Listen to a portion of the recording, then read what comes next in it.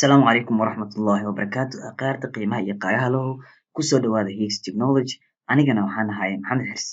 Maanta hadduu alle idmo waxaan idiin soo jeedin doonaa oo halkan idinkugu soo bandhigi doonaa cashir ku saabsan sida loo sameeyo boostaro noocan oo kale ah oo loogu talagalay in maqaaxiyaha lagu xayeysiiyo adiga oo u isticmaali kartid inaad dhigatid social media amase boorar ahaan u isticmaali kartid meelaha loogu talagalay boostarada lagu dhajiyo. Waxaan halkan uga mahadcelinayaa dhammaan asxaabta igala soo xiriirtay social mediahayga ha ahaato Facebook, ha ahaato Instagram amase meelo kaleba. Waxay isoo weydiiyeen asxaabteyda sababta aan u joojiyey casharadii aan halkan idinkugu soo gudbin jiray pagekan channelkan ah iyo midka Facebook intaba. Asxaabey waxaa jira arrimo badan oo ku saabsan waxbarashada oo qofku markuu arday yahay waqtiga firigiisa aad ayuu u yaraanayaa. Arrimo intaas la xiriiro oo keliya ayaa igu xiriiray taas ayaana usoo gudbin waayey. Insha Allahu waxaan rajeynayaa inaad dib usoo celin doono cashiradan. Sidoo kale waxaan idinkugu bishaareynaya in pagekeena ama aan iraahdee website cusub oo higgsitechnology.so ah aan dhisi doono bilaha soo socda khaasatan bisha ku xigta July ee August insha Allah waxaad arki doontaan website uu leedahay Higgs Technology oo hawada ku jirta. Waxaan rajeynayaa asxaabta sidii ay wax ku baran jireen ee free-ga ahayd inaan ku siino cashiro badan oo free ah. Sidoo kalena service kale ayaan ku qaban doonaa. Aan bilaabana cashirkeena. Waxaan isticmaali doonaa software lagu magacaabo Adobe Illustrator. Waxaan jeclahay sidoo kale isla videogan oo kale mid lamid ah iyo design-kan oo kale inaan ku sameyno Adobe Photoshop iyo Adobe InDesign. Aan bilaabno qaybtan. Waxaan u baahannahay tuulal yaryar oo waxyar ah sida sawirka halkan ka muuqdo oo aad kasoo dejisan kartid Google-ka. Halkan oo kale waxaa ku jirta loogadaas ayadana sidoo kale aniga looga leeyahay maahane Google-ka ayaan galay waa kasoo dejiyey. Waxaa kale oo u baahan tahay inaad soo degsatid halkan waxaa aga jeedaan calaamadaas call icon-ka ah ayadana waa soo degsanaysaa call icons aa ku qoraysaa Facebook-ga waa helaysaa. Sidoo kale halkan waxaa weeyaan waa far magaceeda la dhaho typecon halkaas ayaa ka arki kartaan qaybtaas kore ayadana waa soo degsan kartaa Google-ka galaysaa fartaas soo degsanaysaa dhammaan iconada Facebook ku jira social media oo dhan ayay kuu fududeyn doontaa. Haddii F aa qortid Facebook ayaa helaysaa. Si aad u sameysid boosterkan oo kale waxaad leedahay right file kadib waxaad leedahay new kadibna waxa kusoo baxaya halkan oo kale kadib waxaad dooranayaa A4 halkan one ayaa dooranaya halkan new project ayaa ku qoraya oo kale new project halkan ayaa imaanaya one halkan ayaa imaanaya waxaa ku dhufanayaa A4 kadib waxaad dooranayaa portrait kadib okay. Marka okay dhaho calaamad tan oo kale ayaa kusoo baxaysa. Markii tan oo kale kusoo baxdo pagekan qaybtan aad ujeedaan waxaan yarka ah waa aniga meesha soo dhigtay waa wax aan u baahanahay ani ahaan. Marka koowaad waxaa sameynaya halkan ayaa tagayaa meeshan toolska waxaa soo dooranaya rectangle tool color-kana waxaa ka dhigayaa black kadib waa ku fasaxayaa min bilow ilaa dhamaad. Markaa sidaas ugu fasaxo halkan ayaa tagayaa object kadib waxaa tagayaa lock kadib selection sidaas markuu u xirmo waxaa ku noqonayaa halkan kadib waxaa soo dooranaya ellipse tool halkan center-ka ayaa imaanaya kadib calaamad sidaas markaa usoo jiido shift iyo alt ayaa qabanaya kadib waxaa ii sameysmaya calaamad afar gees la eg shift iyo alt ayaa isla hayaa. Haddaa control bis qabto sidaasuu iga noqonayaa haddaa geeskaasuu iga aadayaa haddaa alt iyo shift qabto saasuu ila noqonayaa okay. Marka sidaas ayaa ku sameynayaa marka sidaa aan u sameeyo color-ka ayaa ka bedelinayaa kan amase haddaa white aa ka dhiganaya ama color-kan center-ka ayaa dhigayaa alignment-gaas aa isticmaalayaa. Haddii alignment-ga halkan aad ka arki waysid view ayaa leedahay kadib alignment-ga halkan ayaa kasoo dooranaysaa.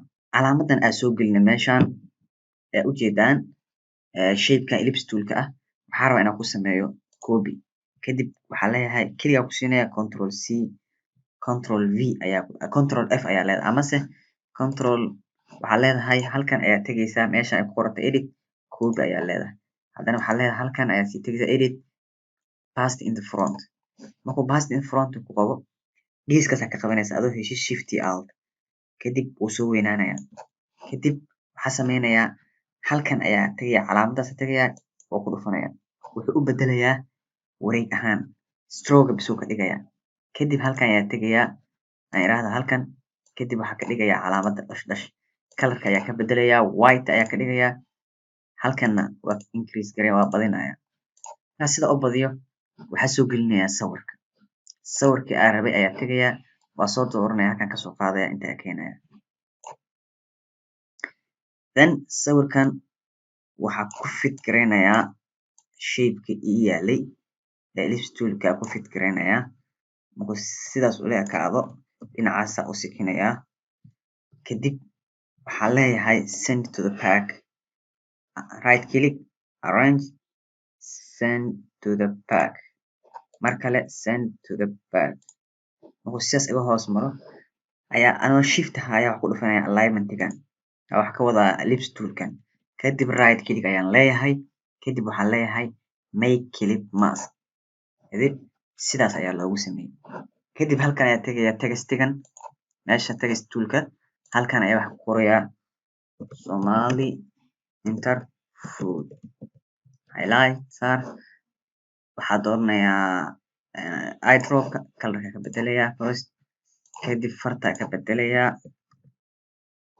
kadib bold ayaa ka dhigayaa actually ayada dhan inay bold noqoto ma rabo waa weyneynaya laakiin qaybtan hoosaa tegaya boldiga ka qaadaya kadib waxaa tegaya ayada dhan waxaa ku dhufanaya waxaa tegaya halkan qaybtan hoose character ku qoran character markaad degtid halkana waxay leedahay qayb lagu kordhiyo kor iyo hoos loogu qaado kor iyo hoos waa sii yareynaya ilaa iyo 40 marka gaarsiiyo meeshan paragraphida ku qoranaya alignmentiga centerka ka dhigaya kadib dhexdaas sidaas ugu aadinaya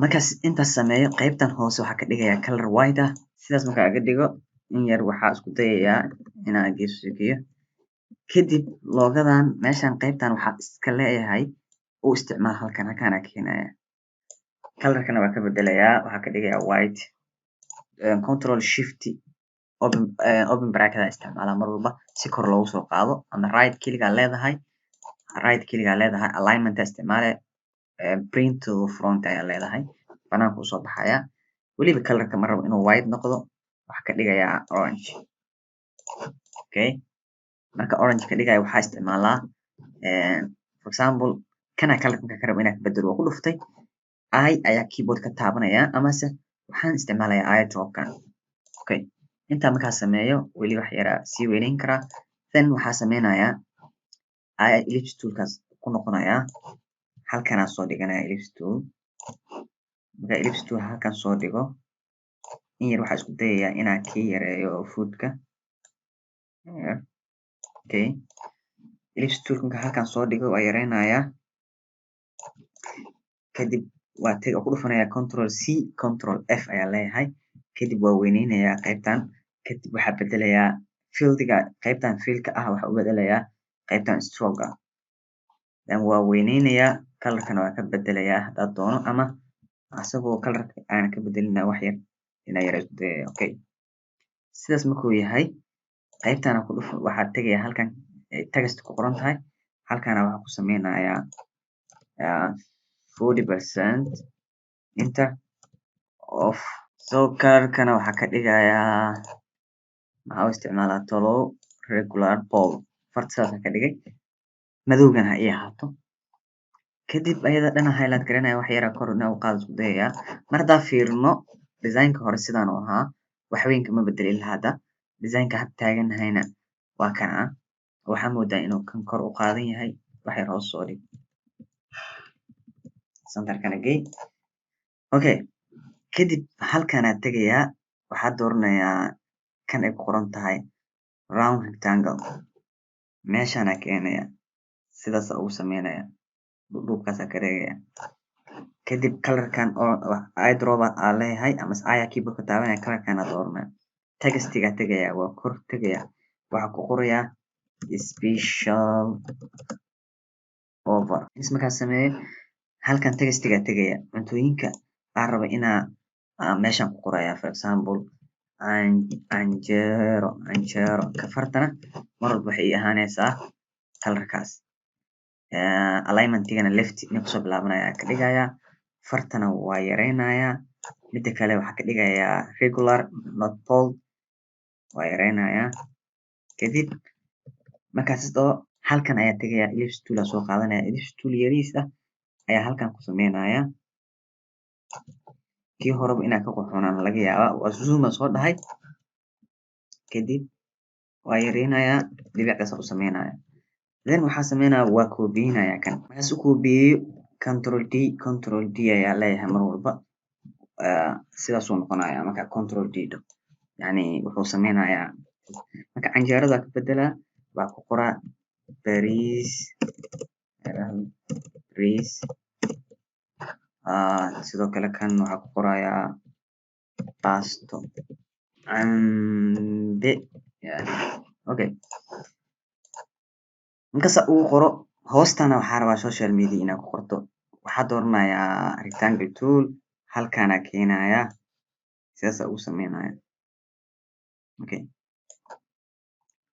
kadib social media ku qoraa kan meesha kasoo qaadanaa intaasoo dhigaa right keligaa leeyahay bring to the front kana sidoo kale halkaana dhigaya bring to the front.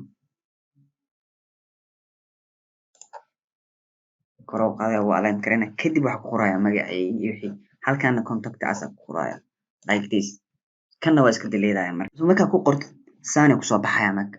waxaan rajeynayaa inaan saan ku dhameynay adinkana aa ka faa'iideen insha Allah hadduu alla idmo. cashiro cusub ayaa soo gelin doonaa hadduu ilaahay nafta noo gaarsiiyo. isla cashirkan oo ah photoshop waa soo gelin doonaa.